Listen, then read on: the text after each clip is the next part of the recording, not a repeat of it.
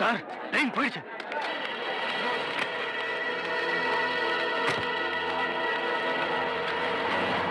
Parvati, hi Parvati. டேய் என்னோட பேசாதீங்க. என்னம்மா? பின்ன என்னங்க நீங்க எப்ப பார்த்தாலும் லேட். ஊருக்கு கிளம்பும்போது கூட அட்லீஸ்ட் கொஞ்சம் சீக்கிரம் வரக்கூடாதா? இந்த பாரு, உன் புருஷன் பாக்குற வேலை அப்படி. இந்த தூக்கு தண்டனை விஷயத்துல கொஞ்சம் சிக்கல் இருந்துச்சு. எல்லாம் அந்த பிரதிபால வந்ததுதான். அதை தீர்த்துட்டு வந்தேன். இப்போ நான் லேட்டா வந்தது ஒன்னால. என்ன இல்லையா? கையில சுத்துமா? இங்கேயுமா? ஏண்டி கூடாது கழுத. இதுக்காக லீவ போட்டு 4 பர்த் வாங்கியிருக்கேன். சொந்த செலவுல வர சும்மா பூந்து விளையாட வேண்டியதானே. அப்படி பாரு.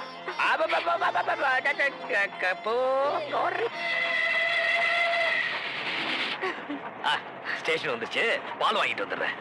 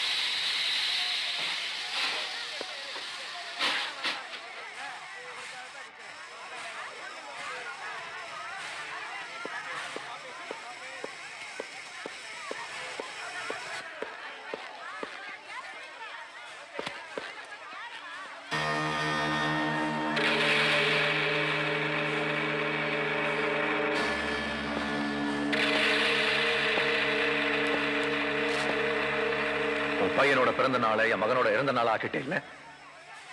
ஆனா இன்னில இருந்து அதுதான் உன் குடும்பத்துக்கே கண்ணீர் அஞ்சலி செலுத்துற நினைவு. இதுதான் நான் உனக்கு கொடுக்கிற பதிலடி.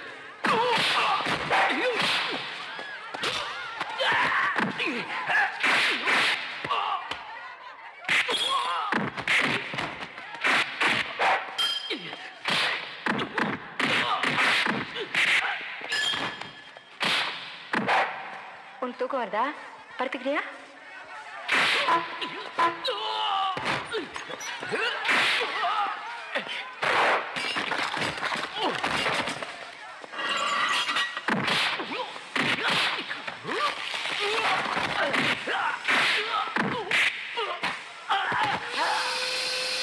ஐயோ, இங்கே இரு, நான் போய் அப்பாவை பார்த்துட்டு வரேன்.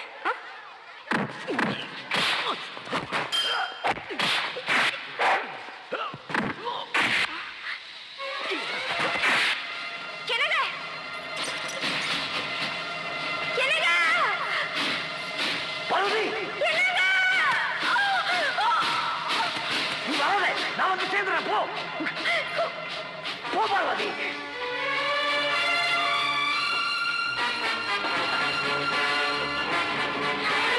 பார்வதி, பையனை பார்த்துக்க, நீ போ.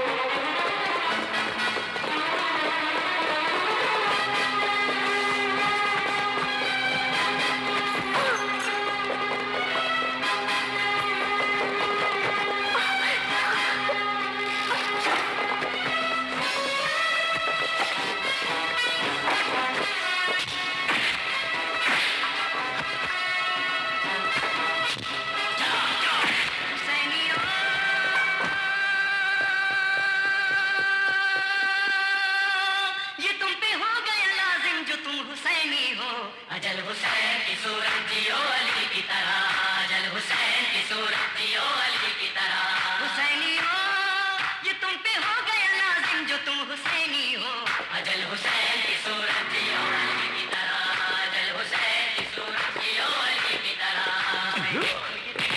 भला बताती है जो कौम को भूले कदम पे अजल से फरेब खाती है फिर किस्मत में हुसैनी अजल हुसैन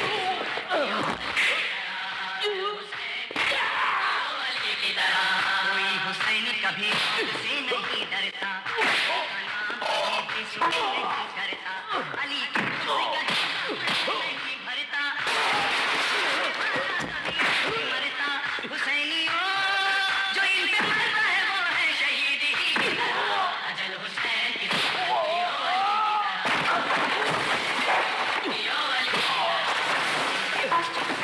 जो डराता है नजर से फरेब खाता है अली की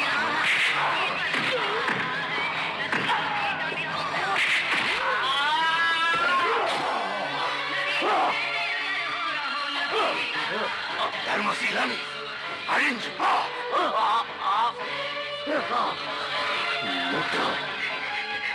நடிச்சாலும் நஜத்தை அழிக்க முடியாதா இந்த தர்மசீல சிந்திர ரத்தம் உன்னை நிச்சயம் பழி வாங்கி हुसैनी हो हसन हुसैन जिंदा रहेगी की तरह अजल हुसैन की सूरत जियो अली की तरह अजल हुसैन की सूरत जियो अली की तरह सब गुलाम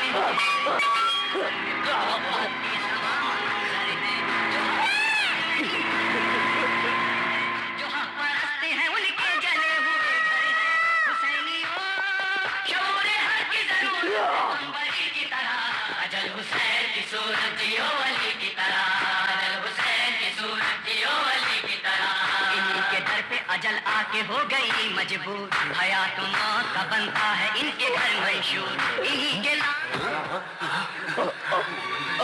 சார் உங்களுக்கு என்னாச்சு சொல்லுங்க ஐயா என் பொண்டாட்டி குழந்தை அந்த ட்ரெயின்ல போயிட்டு இருக்காங்க எனக்கு வேண்டாதவங்க அவங்கள துரத்திட்டு இருக்காங்க அவங்கள எப்படியாவது காப்பாத்துங்க போட்டோ போட்டோ நம்ம ஹுசைனை காப்பாத்துனது இவர்தாங்க. இந்த முகரம் பண்ணிக்க ஊர்வலத்துல உங்களுக்கு தடையா இருக்கேன்னு நினைக்காதீங்க உங்களை இந்த நேரத்துல தொந்தரவு பண்ணதுக்கு என்ன மன்னிச்சிருக்க அதெல்லாம் ஒண்ணு இல்லைங்க சார், நீங்க கவலைப்படாதீங்க சார். நீங்க தைரியமா இருங்க, உங்க பொண்டாட்டி பிள்ளைய நிச்சயமா நாங்க காப்பாத்துறோம். அப்படி இல்லைன்னா நாங்க இந்த முகரம் மண்டியில சிந்துற ரத்தத்துக்கு அர்த்தமே இல்லாம போயிடும். பாய், தூங்க தூங்க, ஆஸ்பத்திரி கொண்டு போய்.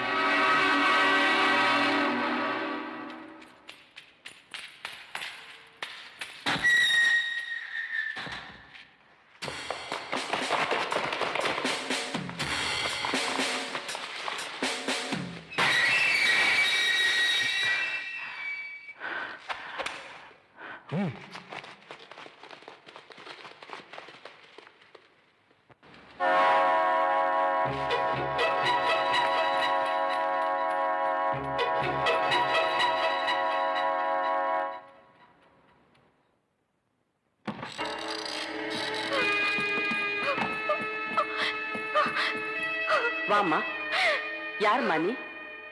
ஏன் இப்படி பதட்டமா இருக்க? முதல்ல உட்கார். உட்காருமா, இந்த தண்ணி குடி.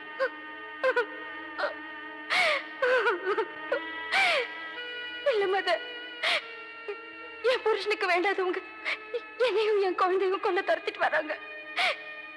நான் அவங்க கிட்ட தப்பிச்சு வந்துட்டேன். என் மக, என் குழந்தைய நீங்க தான் காப்பாத்தணும். நான் என் புருஷனை தேடி போறேன். உயிரோட இருந்தேன்னா திரும்பி வந்து குழந்தைய வாங்கிக்கிறேன். அப்படி எனக்கு ஏதாவது ஒண்ணு ஆச்சுன்னா என் குழந்தைக்கு எல்லாமே நீங்க தான். கவலைப்படாதம்மா, கர்த்தர் காப்பாத்துவார். இது பாரு, உனக்கு வெளியே ஆபத்து இருக்கும் போது நீ எங்கேயும் போகாது, இங்கே இருந்துடு. நான் பாத்துக்கிறேன். இல்ல மதர், இனிமே நான் இங்க இருந்தேன்னா என் குழந்தைக்கு தான் ஆபத்து.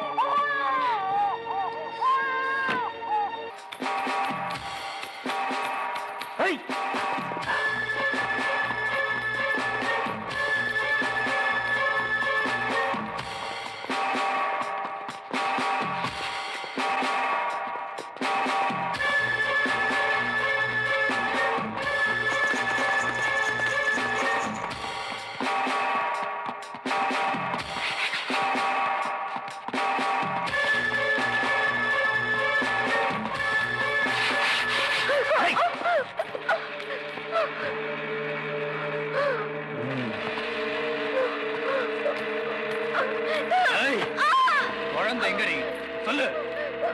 ஆசிரமத்தில் தான் குழந்தை இருக்கு. ஆசிரமத்திலையா? எங்க இருந்தாலும் விட மாட்டோம்.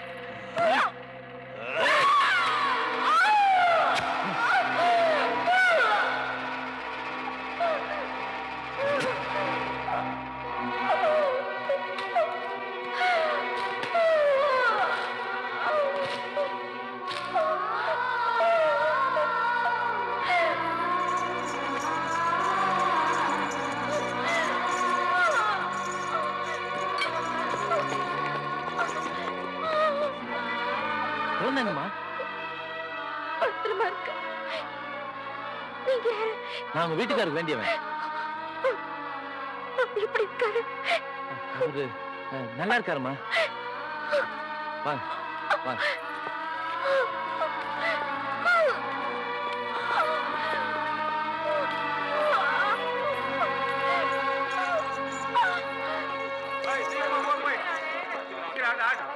எப்படி இருக்காரு? அவருக்கு ஒண்ணும் ஆகலையே? நல்லா இருக்காரு. நீங்க தைரியமா வாங்க. ஏய்.